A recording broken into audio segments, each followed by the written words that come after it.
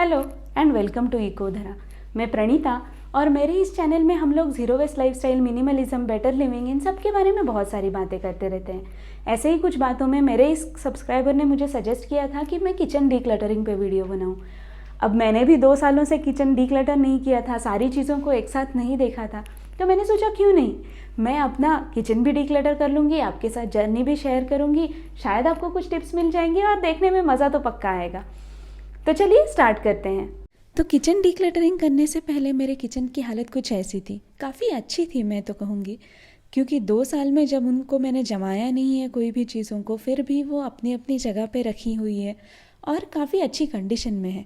कुछ चीज़ें बढ़ गई थी, कुछ चीज़ें वापस इवैल्यूएट करने की ज़रूरत थी कि मुझे वो चाहिए या नहीं, और मैंने प्लास्टिक के डब्बे, ग्लास बॉटल्स इतने जमा करके रखे थे 2 साल में कि मुझे खुद को उनको इवैल्यूएट करना चाहिए कि वो मुझे चाहिए या नहीं। ये मेरा रीज़न था किचन डीक्लटरिंग करने का। आपने अगर मेरे पिछले डीक्लटरिंग के वीडियोस देखे होंगे तो आप जानते होंगे कि मैं हमेशा डीक्लटरिंग के लिए कोनमारी मेथड यूज़ करती हूँ। अब कोनमारी बोलती है कि हमें लोकेशन से नहीं, कैटेगरी के हिसाब से डीक्लटर करना चाहिए। हमारे पास थोड़ा वक्त भी था और हम लोग पूरा किचन एक साथ साफ करना चाहते थे, इसलिए हम लोगों ने पूरा किचन बाहर निकाला है। अगर आपको कैटेगरी, एक एक कैटेगरी के हिसाब से डीक्लटर करना है तो आप एक दिन में सारे डब्बे निकाल के देख सकते हैं, एक दिन में सारे वेसल्स, ये सारी प्लेट्स, मग्स, ये सब चीज़ें निकाल सकते हैं। इस तरह से आप कैटेगरी वाइज भी डीक्लटर कर सकते हैं।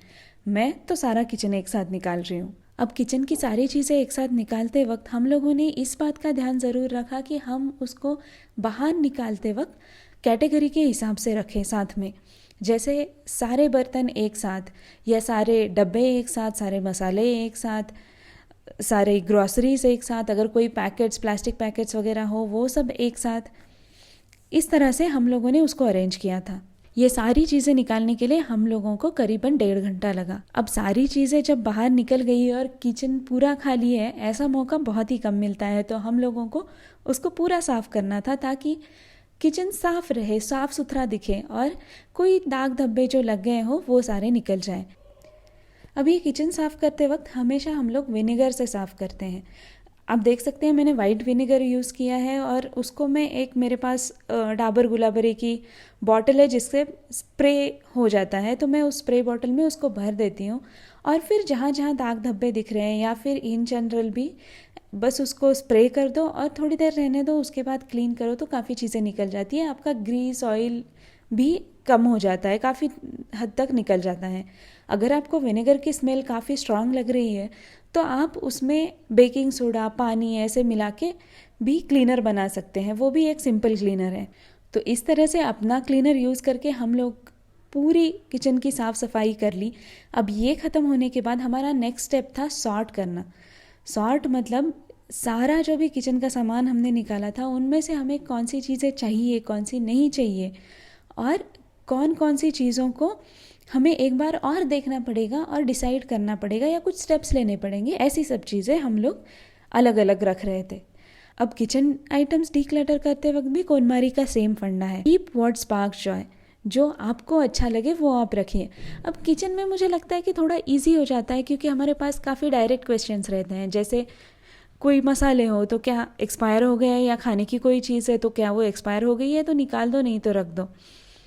मैंने इस आइटम को लास्ट टाइम कब यूज़ किया था, ऐसे सिंपल सिंपल क्वेश्चंस लेके हम लोग किचन का डीक्लटरिंग या discarding kitchen items becomes easy. अब हमेशा की तरह मैंने 3 पाइल्स बनाई, कीप पाइल, डिस्कार्ड पाइल और थर्ड है चेक पाइल, मतलब जिसमें से कुछ चीज़ें करनी पड़ेगी, या तो उनकी एक्सपायरी डेट चेक करनी है या उसमें से डब्बे में कुछ है जो निकाल के उसको फेंकना पड़ेगा, जैसे वेट वेस्ट और ड्राई वेस्ट अलग करने की वजह से। बाकी क्लियर कट है, या तो रहेंगी या तो निकल जाएंगी। अब ये करते वक्त साइमल्टेनियसली हम लोगों ने जो भी पैकेट्स में रखा हुआ था उसको डब्बों में भर लिया या बड़े कंटेनर से छोटे कंटेनर में ले लिया, जहाँ जहाँ हमें ज़रूरत थी उनको रखने की। तो ये सब चीज़ें हमें, जब हम थोड़ा सा डीक्लटर करते हैं, थोड़ी सी चीज़ें कम हो जाती है, तब थोड़ा अच्छे से ध्यान में आता है। ऐसे करके हम लोगों ने पूरा सॉर्टिंग ख़त्म कर लिया। सॉर्ट करने में ऑलमोस्ट 1 घंटा या उससे थोड़ा ज़्यादा गया होगा। ये सब होने के बाद हमारे दिमाग में पूरी क्लैरिटी आ जाती है कि हमें कौन सी चीज़ें रखनी है, कौन सी फेंक देनी है और किसका क्या करना है। तो बाकी जो भी कीप पाइल है, क्लियर हमें पता है कि ये चीज़ें हमारे पास रहेंगी, उनको हम लोगों ने सारा वापस अपने अपनी जगह पे लगा लिया। इसमें मैंने कुछ और भी ऑर्गेनाइजेशन के तरीके डाले हैं जो आपको मैं बाद में बताऊंगी। अब जो भी चीज़ें डिस्कार्ड करनी है उनको माइंडफुली डिस्कार्ड करना है। तो जितने भी मैंने प्लास्टिक के कंटेनर्स, डब्बे वगैरह इतने 2 सालों से रखे थे, उन सबको मैंने एक पॉलीथीन में भर लिया ताकि मैं उनको रिसाइकल अच्छे से कर सकूं।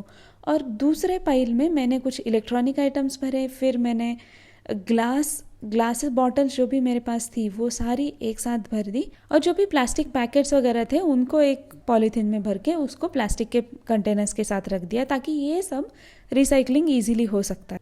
और अब मैं जो आपको वीडियो दिखा रही हूँ ये है 2 या 3 हफ्ते बाद किचन डिक्लटरिंग के, और मैंने कुछ चीज़ें थोड़ी रीअरेंज करी और मुझे लगता है कि थोड़ी ज़्यादा स्पेस है हम पहले के हिसाब से।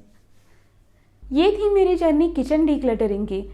आप अपना किचन कैसे डिक्लटर करते हैं, कैसे उसको साफ़ सुथरा रखते हैं, इसके टिप्स मेरे साथ ज़रूर शेयर करिएगा। मुझे और बेटर और अच्छा बनने में बहुत मज़ा आता है। आपके टिप्स ज़रूर काम आएंगे। Till next time, bye bye.